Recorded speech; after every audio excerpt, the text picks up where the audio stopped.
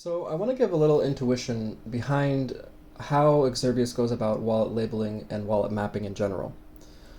Most typical systems use things like proprietary Excel sheets or AI systems to reach conclusions about wallets and then therefore label them. However, these systems are problematic because one, either they're proprietary or they are using some sort of AI black box system, and the end result, whenever you want to look at the reasoning why some labels were labeled the way they were, you pretty much get the answer of "trust me, bro," or "it's just what the model said."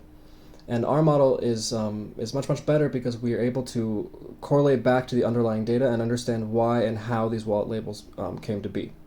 So now, how does this kind of work, and what is this we're looking at in front of us? I think a really good metaphor would be thinking of a city. And in the city, you have different types of neighborhoods and maybe different districts. And this neighborhood you live in or the place you are from gives an indication of the demographic of the person you are. And we do the very much the same thing. Like I can maybe solidify the idea with a little bit maybe of an example here. So you can see here we have a city, and then over the city we have these nodes which identify the different districts. And we can then connect the districts via their relationships or how they interact with each other.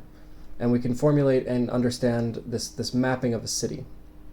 And then if you were to look at one of the districts, you can understand what are the data points that form that district. So very much so, we do the exact same thing with wallets. So for example, if we look at this district right here, or this node, we can see the features that they're very similar in from the blockchain data and features they're very dissimilar in the blockchain data. We can also see the amount of people that are inside this district, and all of the addresses inside this district are listed here as well. Now what this allows you to do is it allows you to very quickly identify different types of neighborhoods, really. So we could maybe look for inside the insider district, which is it just so happens to be up here around here. Or again, we can go to the consumer details, but what's really powerful here is that we're able to correlate back and understand the underlying reasoning behind these labels. Additionally, it's also really kind of cool because it's also really dynamic. So imagine you have a newcomer into our city or a new wallet that enters into an ecosystem.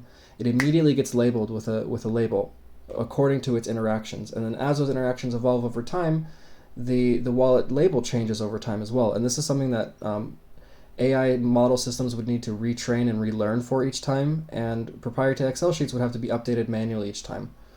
So an ecosystem as a city, and then each node as a district, and in those districts live many people or many wallets who are very similar.